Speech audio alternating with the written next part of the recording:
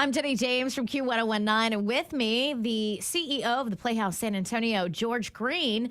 And on the phone, we have the playwright for All Is Calm, the Christmas Truce of 1914, that is currently playing at the Playhouse San Antonio, Peter Rothstein. Thanks for spending some time with us today. Happy to. Can you tell us a little bit about Theater Latte Da and what that is and what you guys are up to? Yeah, so I founded the company along with Denise Prosek, who's our resident music director, 20 years ago now. And we're located in the Twin Cities, which is a vibrant theater community. But 20 years ago, there wasn't a lot of adventurous or new musical theater happening. And so we found our niche, and we've been producing world premieres, area premieres, and reimagining work from the canon for the last 20 years. And tell us a little bit about you. Where did you go to school? How long you've been involved in the arts? Maybe some of the recent positions you've been involved with? Sure. So I went to school in Minnesota at St. John's University, a private liberal arts college, and I had two majors there, music and theater. And after graduation, I went to the Kennedy Center for the Performing Arts in Washington, D.C. for an extended internship, which was an amazing time, and then went to the University of Wisconsin-Madison, where I got my MFA. And then I moved to Minneapolis to assist Garland Wright, who was running the Guthrie Theater at the time. And Garland was a huge influence on my aesthetic and my early work. What inspired you to do All Is Calm? You know, I first learned of All Is Calm through a folk song by John McCutcheon, who went to my alma mater, went to St. John's here in Minnesota, and he wrote a folk song called Christmas in the Trenches. And I loved the song, but I thought, oh, what a lovely piece of hippie fiction. And you know, didn't really go any further. And then a book came out by Stanley Weintraub called Silent Night, Mm-hmm. which was documenting the Christmas Truce. You probably know the book now, George, but it really documented the truce and the events leading up to the truce. And I immediately bought that book when I saw the book review in the New York Times, and thought, gosh, I want to make a piece of theater around this. But I sat on it for a couple of years, kind of scratching my head, because the climax of this story is the lack of conflict, Right. which doesn't make for great drama, Right. So I knew that it either needed a non-traditional form in which to tell itself, or I needed to fabricate a piece of fiction around the truce that would give it more of a traditional narrative structure. And I didn't really know which way I was going to go, but I approached Contus, who's a vocal ensemble based here in the Twin Cities of 9 male singers, primarily a cappella singing, thinking they would be great partners on this piece because male voices were at the center of it, obviously, and a cappella singing would have been the norm. And so approached them saying, I really don't know what this looks like, what the final form will be, but they were excited and said, yes, count us in, and then began digging into the various archive centers in England, France, Belgium, and Germany, and really digging into the Christmas Truce and gathering as many firsthand accounts as I could, trying to understand the events that led up to the Christmas Truce, and trying to see what pieces I would need to put in place to tell this story. And two things happened. Number one, I realized, wow, if I could tell this story entirely in their own words, that would be more powerful than any narrative I could fabricate.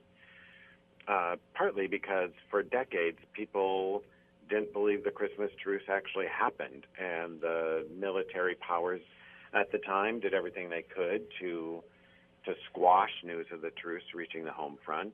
So I thought, gosh, if I could actually tell this story in their own words, that would be incredibly powerful. And the second thing that happened is there was a museum in Ypres, Belgium, where it's a bilingual city in Belgium that has the In Flanders Field Museum. And when you enter that museum, there's a giant mural of these walls, and they're just looking you in the eyes. Just this mural, this wall of these men and you're looking at them eye to eye, an extraordinary piece of music playing, a Celtic ballad, which now starts our show, called Will You Go to Flanders? Right.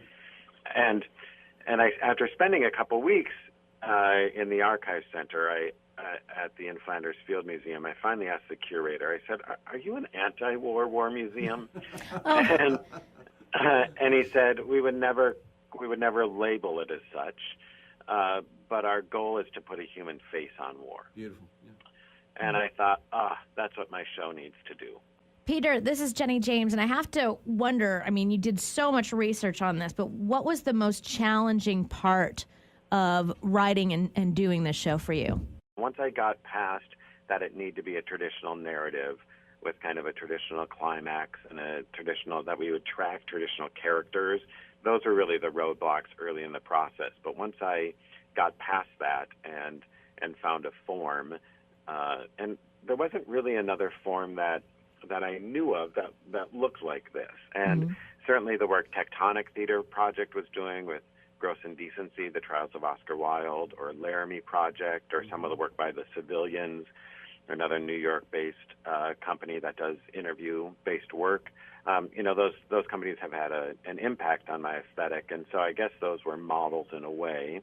But I didn't know of any other kind of docu-musicals that worked in this way. And often when people license it, they ask if they can remove the names of the soldiers from the script. And for those people who don't know the show, every piece of text you hear a citation by who wrote it or who said it and what regiment they were serving in. So you'll hear after a poem by Sassoon, the actor will say Siegfried Sassoon and his regiment.